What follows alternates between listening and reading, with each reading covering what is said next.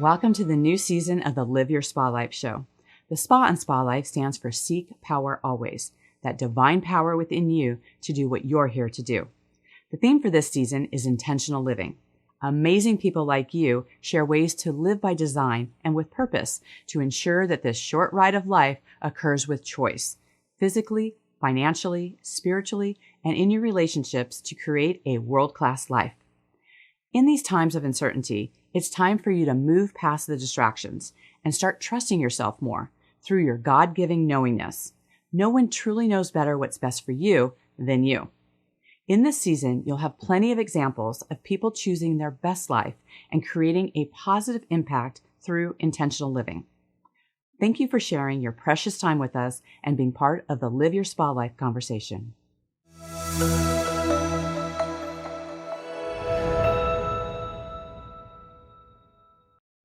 With us today is Dr. Kathryn Bruce, a martial artist and movement specialist who helps strengthen the minds and bodies of her students and clients. She uses science, physical movement, and mindset strategies and the study of martial arts and exercise to help her students realize they're capable of doing things they want, making the changes they didn't think were possible. They're capable of more than they previously thought, and the limits they may have set for themselves don't need to hold them back any longer. Kathryn, welcome to the show. Thank you very much. It's very nice to be here. Thanks, Diane.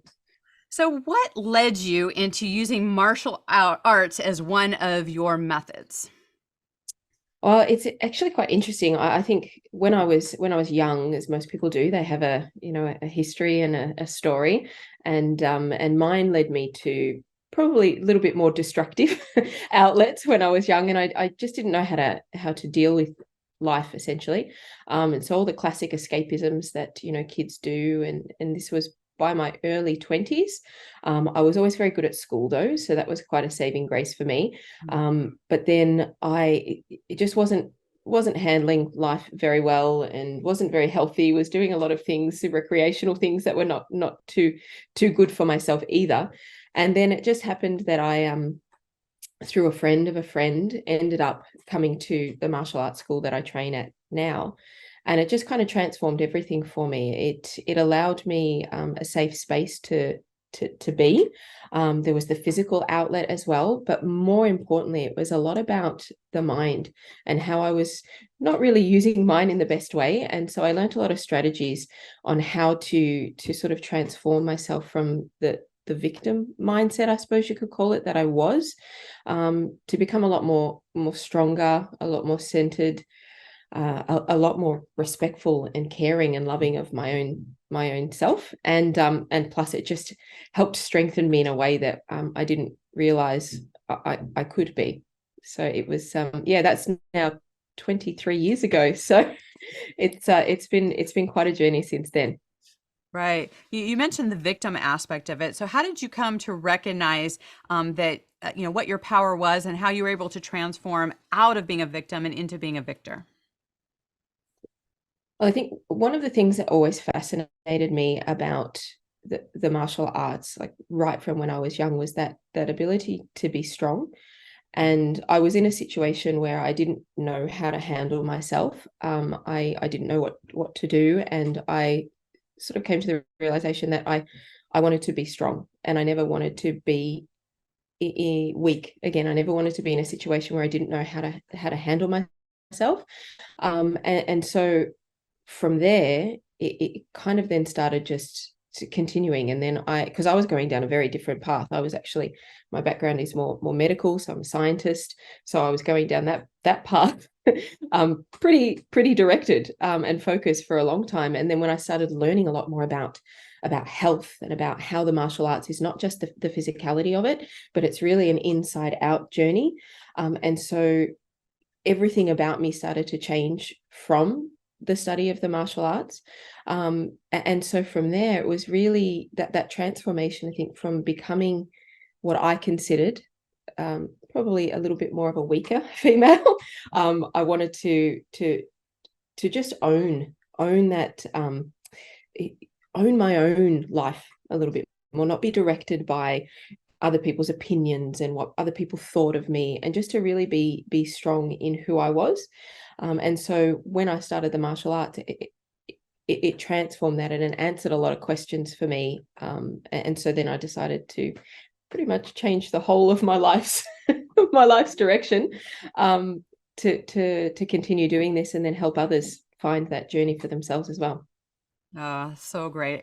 I think it should be like required just worldwide that children have some form of martial arts, because it's such a beautiful discipline that not only do you learn how to protect yourself, but there's a lot of respect in it. There's a lot of, honing your mind and honing your skills. And, I think contrary to, some beliefs where it's like, oh, people would get in more fights. I think actually the opposite happens. I think when you actually know how to take care of yourself and you carry yourself with confidence and know-how, I think you can rely more on your verbal skills, and you can actually come from a place because you can take care of business if you have to, but knowing how you can shift that. And I learned part of that lesson when I was in the police department. I was the only woman on my squad for many years, and so you've got people who had a lot of military background, who had a lot of these things. And so I really learned that, yes, hone your physical skills, know that know-how, but the verbal skills, really is a good kind of marriage together to be able to have those things together, so you can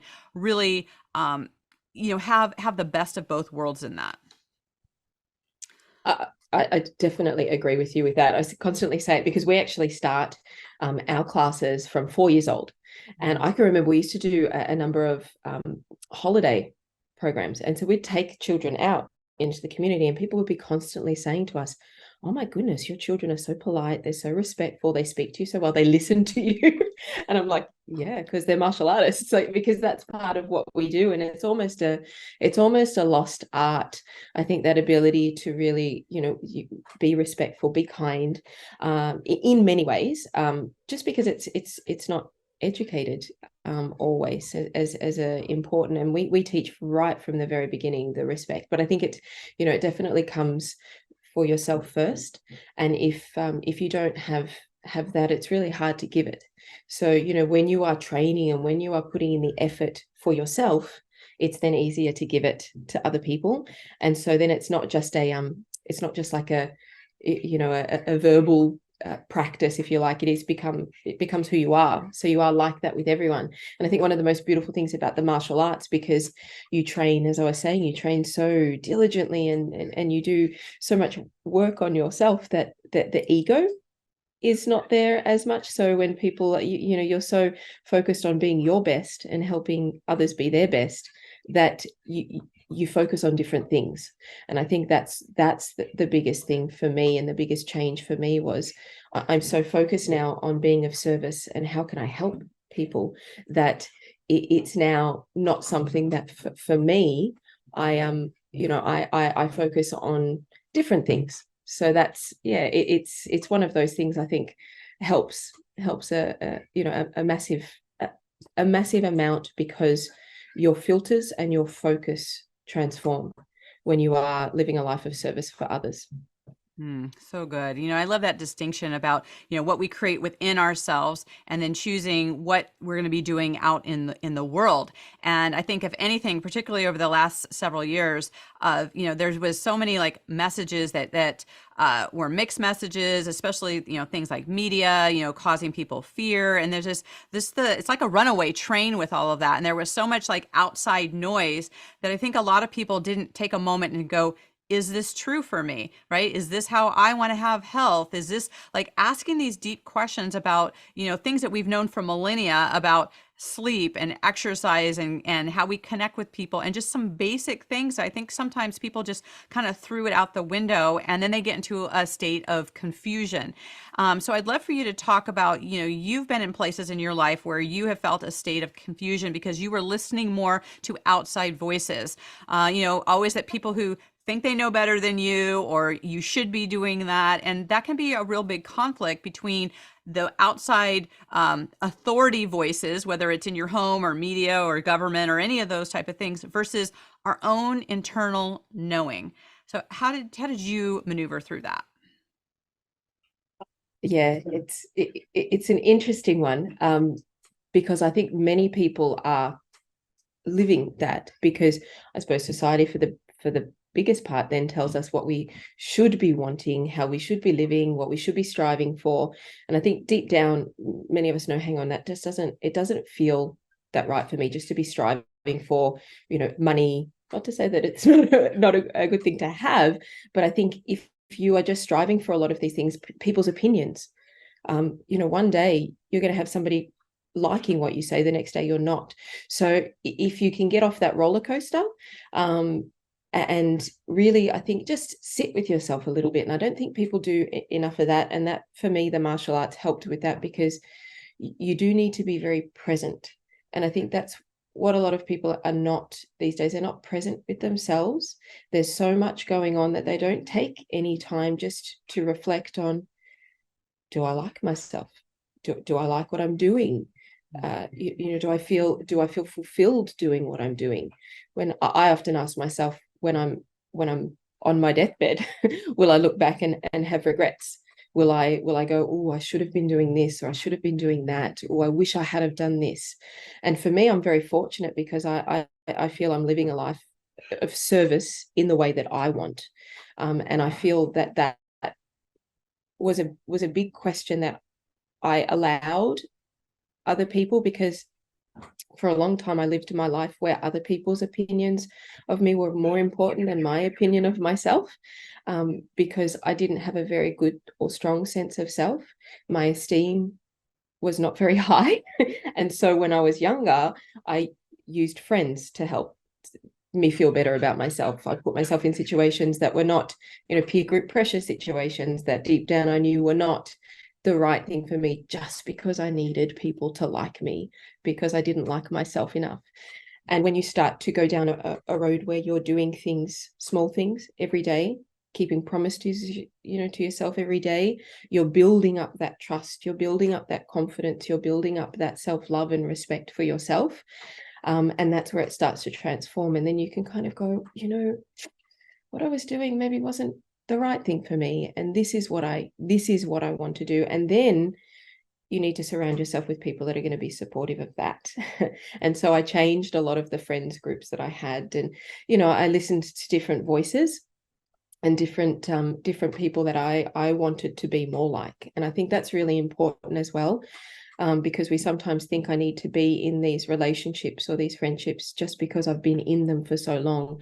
And that might not necessarily be true anymore if your life is not going in the same direction. And that's okay.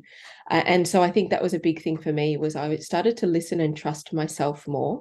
And then I knew what I wanted to be, and how I wanted to give, how I wanted to connect, and how I wanted to serve.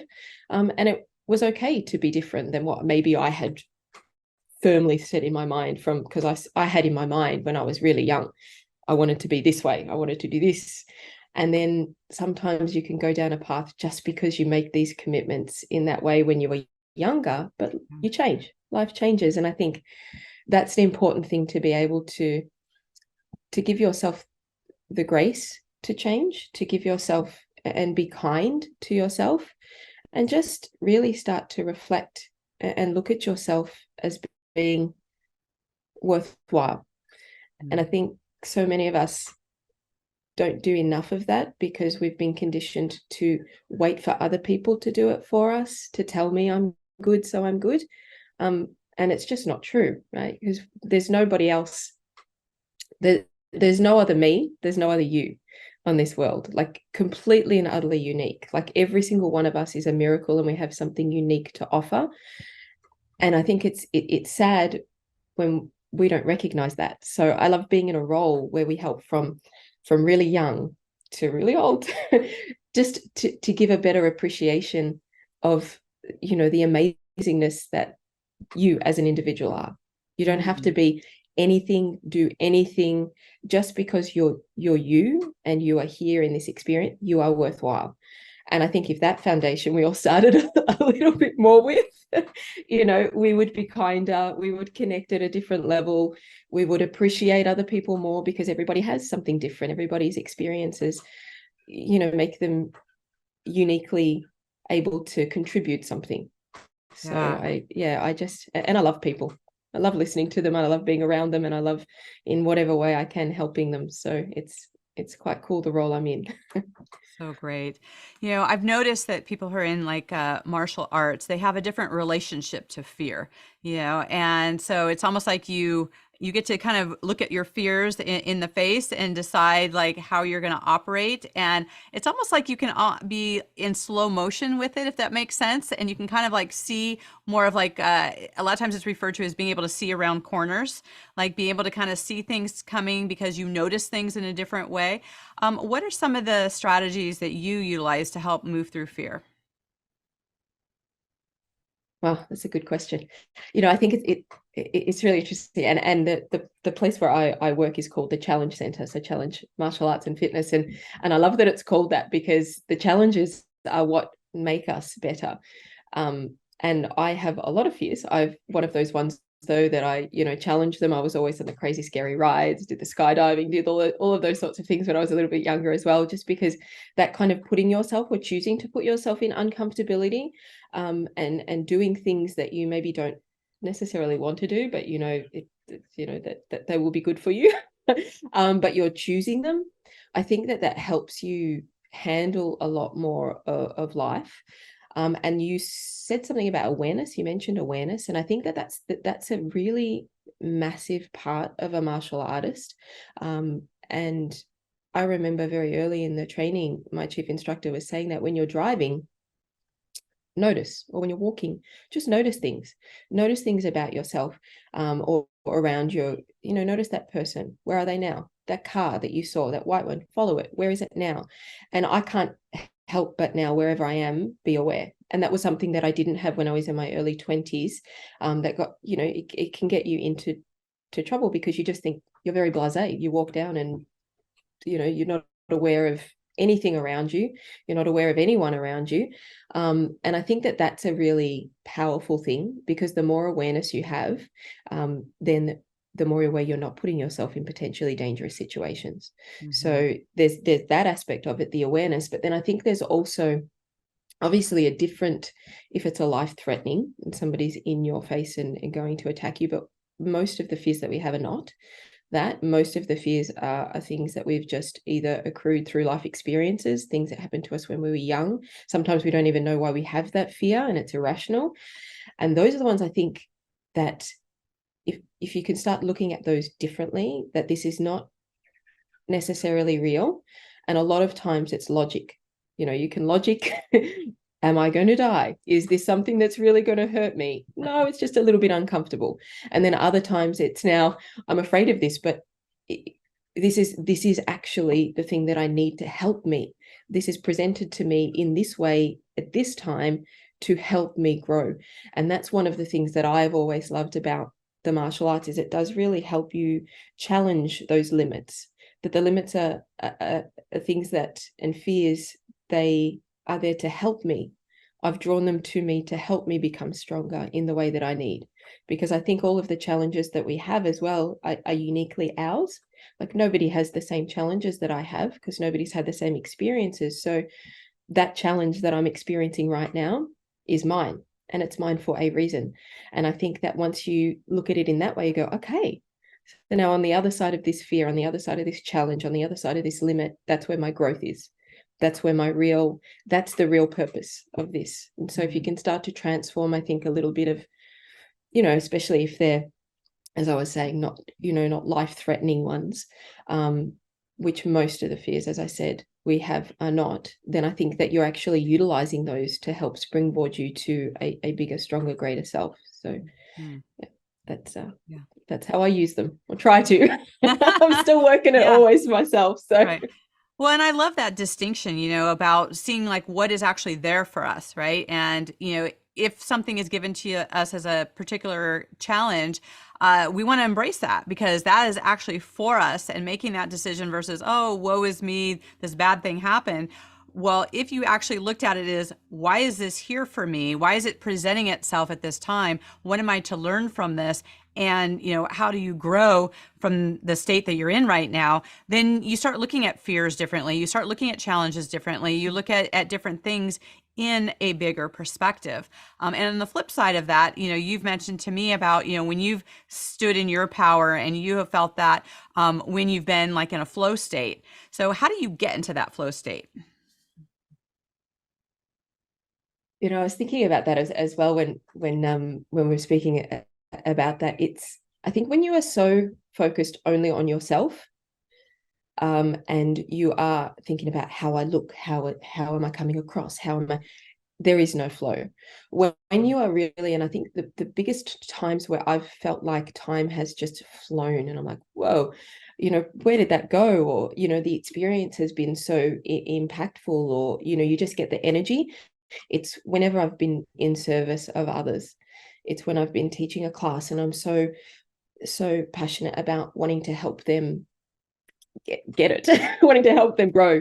When it's been, you're working hard, but you're doing it in front of a class and you need to go through this because people are watching you and getting inspiration from you, you get the energy somehow. And I think those are the biggest times whenever I've felt like the most amount of flow or in the zone, if you like. And sometimes when it's been, the training, a lot of times when you're in my classes, when I'm training for myself, because I'm so involved in and present, like I was saying before, I'm not thinking about anything else. I'm completely in the moment. I'm completely where I am right now. And then you just flow because you haven't got your energy on all of these other things that don't matter, right? I'm, not thinking about bills or what I've got to do, or, that conversation I had before. I'm like right here. And when you're right present, and I think when you're so involved and of service to others as well, like teaching, or in a conversation with somebody, and you're really present with that, that's when you're in the most flow. Well, that's when I'm in the most flow. Yeah. Well, I believe like flow states can show up in so many different ways. And I love that's like the mental aspect of it. There's like the beingness of it. But I also think our space, like the space that we create, allows us to feel certain things, depending on how we set it up. So like we live differently in our bedroom versus our office or our kitchen. So what's your favorite room in your home and why? It would be my bedroom, because it's like my relaxation space at the end of the day. It's, it's where I spend like my most recovery time, being when I'm sleeping. And I try to keep it as simplified as possible. I try to keep everywhere as simplified as possible, to be honest, because I can tell when things are getting a little bit out of control by a little bit of extra things that pop up, or that scarf at the end of the bed that's usually put away, or things like that a little bit of what is it, clutter, a little bit of things start popping up. And so those are the things that you kind of go, aha, what's going on? And so it's the nicest place for me. I don't spend a lot of time at home, to be perfectly honest, because I'm usually out like early with clients, and then training and things pretty late. So in terms of the house, that would probably be it. But I like to spend time just sitting outside. Like I try to spend, a little bit of time in the mornings, early mornings, just sitting outside and, with the sun, and just taking some time to just breathe, and not have to be anywhere, do anything, read anything. And so that's probably my favorite time, when I get to do that. I love it. So what's one thing that people would be surprised to learn about you?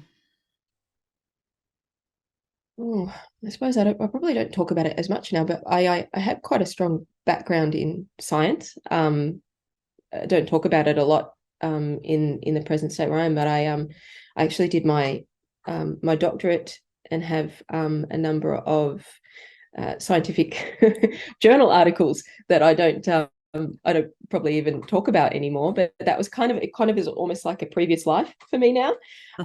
So because I'm so involved and invested in what I do now, but sometimes you forget that was an aspect of what I did, being in the lab, being out and doing that aspect of it as well.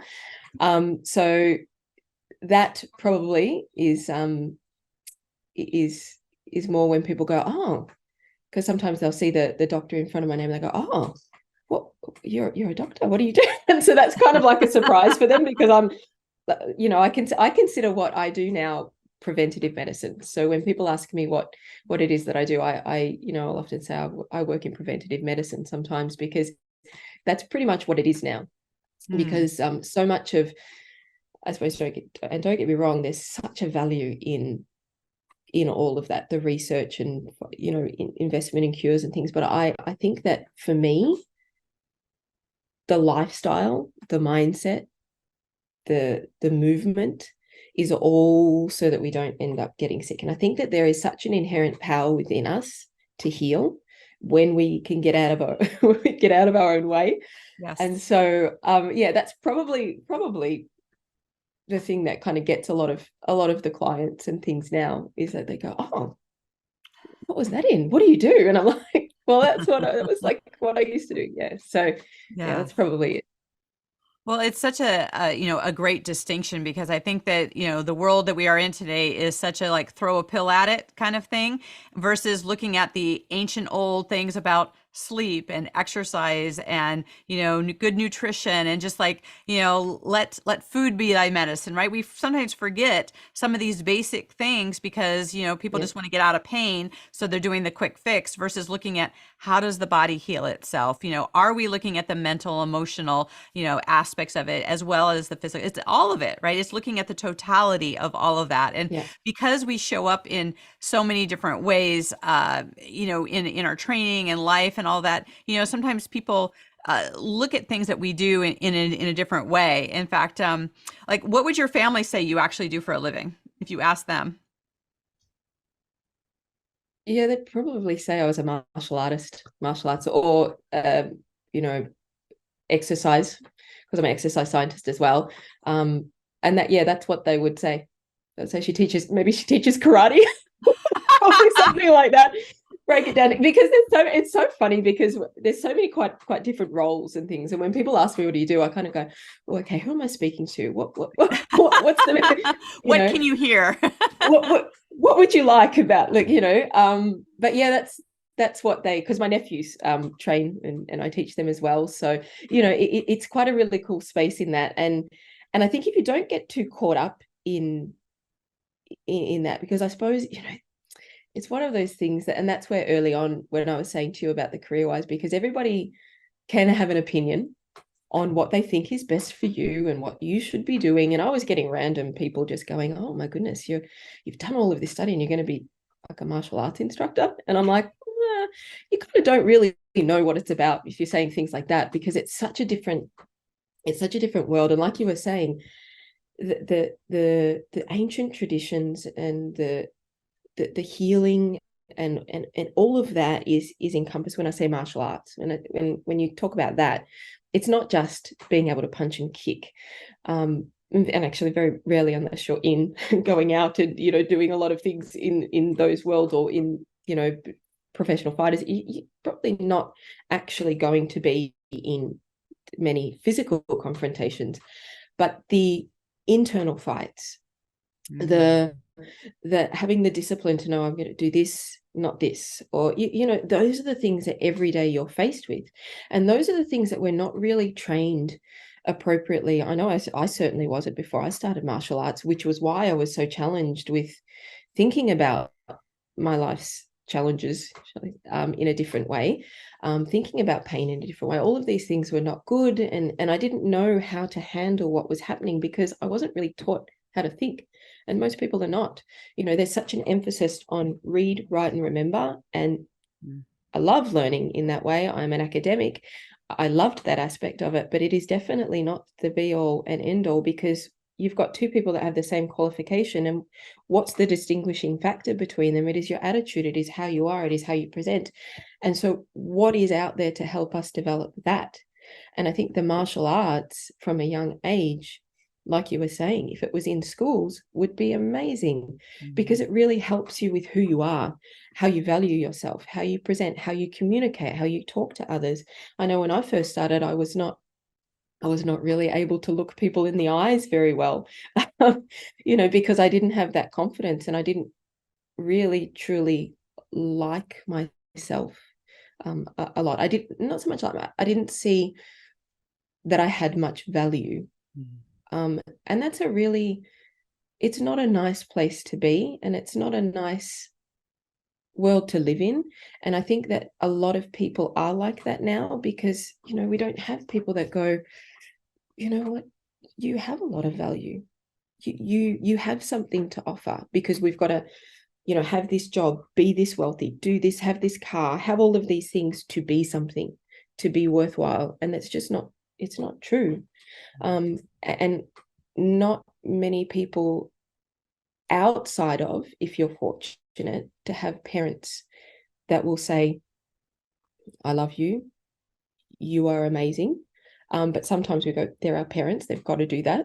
But outside of family, who do you have that tells you that? So we always tell our kids in the martial arts, often, you are amazing. You are awesome. You don't have to do anything, say anything, be anything. You are just that already. And so to be a voice to, that's not somebody that's intimately connected in a relationship with you or your parents that, they kind of have to love me. We kind of think that. So have a teacher tell you that you have worth and you have value just because you are you. Imagine if everybody had that from the moment that they were young, and you were raised to think that you had that, and then whatever you did from there came from that foundation. It would, so to be involved in massive. So to be involved in that for kids, and also not just kids, but there's no limit to what you can do once you use the mind and to change it. So no matter what age you are, I think we get into this idea that I am older, so I can't change. It's not true. Like I see it all the time, and I see it from, from females that have maybe come. I'm very passionate about females strengthening as well, because obviously I was one that was not very strong and then transformed myself in that way. So to help females especially as well that have come from maybe abuse or come from situations where they've been beaten down a little bit mentally, physically, or emotionally, to just help them understand that they do have more, that we all have more inside us. And we all have something that we can uniquely contribute to this world, otherwise we wouldn't be here. And that's a really powerful message that I don't think has any age limit to it.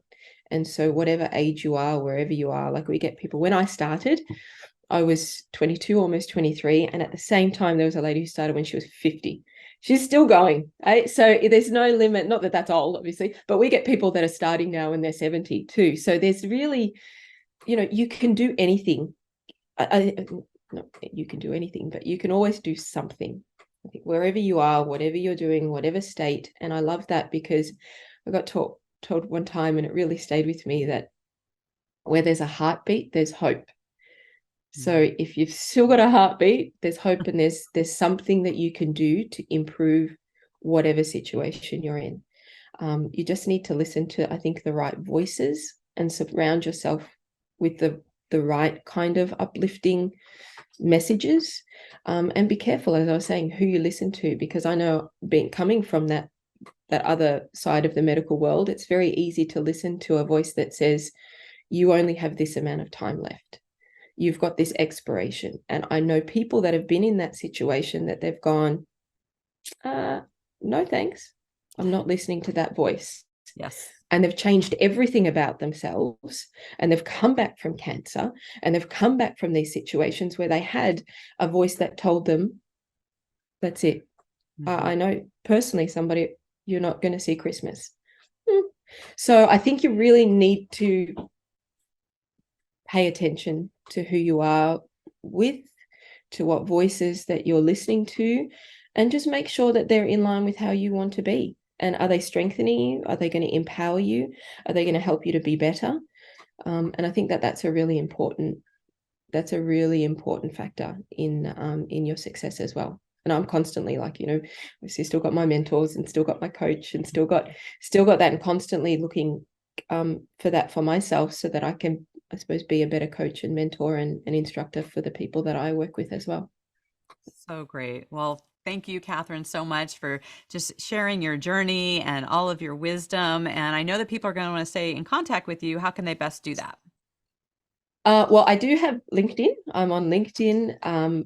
I in Australia, if you're in Australia, I have the Challenge Martial Arts and Fitness Center. So I have my email, which I've given you my email. Yeah, and even on WhatsApp, I have the WhatsApp as well. I'm on there, but I can give all of those details now if you like, or if you I don't know if you we'll can post pop it in with the show. Yeah, so it'll all be in there for them. So good. Well, as you know, our theme for this season is intentional living. So in what way are you living an intentional life today? Oh, I love that. So I'm very clear on my mission and what I want to do. And so when I wake up, when I go to bed, I have it written in front of me. I constantly assess the decisions that I make, the choices that I make when it comes to, am I going to do this? Am I not going to do this? Is what I'm saying right now in line with helping this person? Is it more my ego? Am I really present? And I think that's the biggest thing for me, to make sure that I'm living an intentional life.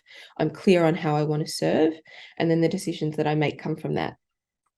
So good. Awesome. Well, thank you again for being here with us. Thank you so much for having me. It was really nice to speak to you too, and I appreciate your time.